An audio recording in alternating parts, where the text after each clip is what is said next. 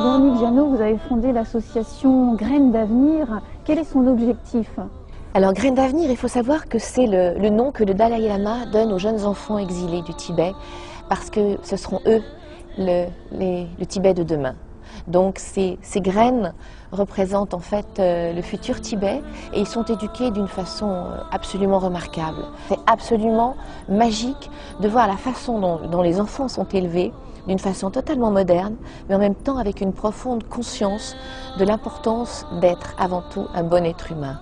Donc d'apprendre les règles que quelque part devrait observer très tôt un être humain.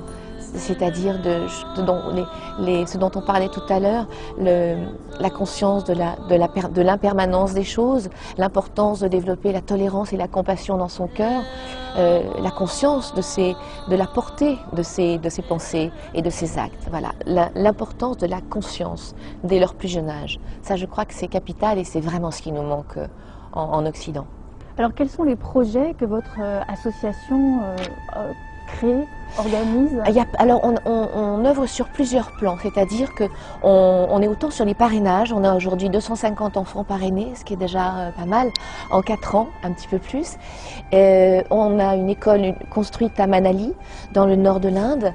On aide des écoles pour tout ce qui est fourniture scolaire, pour les salaires des professeurs, pour tout ce qui peut rendre les choses un peu plus dynamiques et pratiques. On aide des monastères, des restaurations de monastères. Il faut savoir que les monastères, c'est pas comme chez nous, ce sont des monastères écoles. Donc ce sont des lieux, au même titre que les nonneries, qui sont en même temps des écoles, où les enfants sont éduqués dans la culture tibétaine, donc dans la culture bouddhiste, et en même temps donc, qui ont accès aux enseignements. Et quelle est la situation du peuple tibétain aujourd'hui? Terrible. Le peuple tibétain et malheureusement vit dans l'oppression et dans la peur, quoi que les Chinois puissent en dire. Et je pense qu'aujourd'hui, des choses comme l'élection de Liu Xiaobo, je crois, qui a été élu prix Nobel de la paix, c'est magnifique. Ça, c'est des vraies choses, parce que les Jeux Olympiques, ça a été une chose qui a mis en vitrine le sort du peuple tibétain, mais qui 15 jours après a été oublié.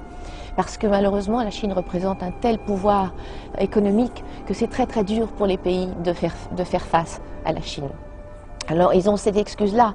Maintenant, je pense qu'en ne pensant qu'à l'économie, de toute façon, je pense que l'homme, l'être humain, va dans le mur.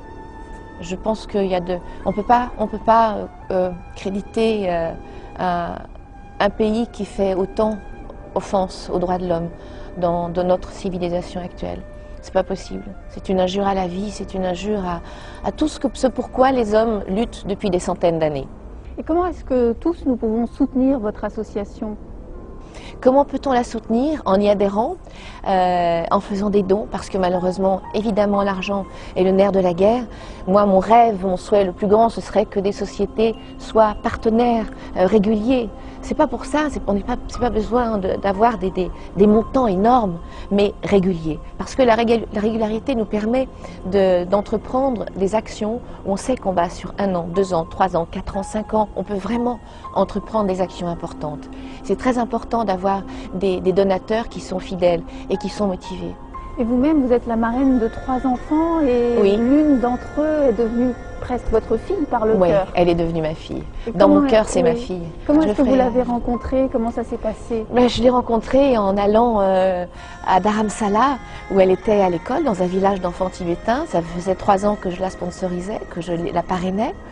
Et je l'ai rencontrée et ça a été un coup de foudre entre nous deux. Et on s'est dit qu'on était 2 sur le chemin de la vie de toute façon, quoi qu'il arrive, envers et contre tout et pour toujours, jusqu'à ce que la mort nous sépare.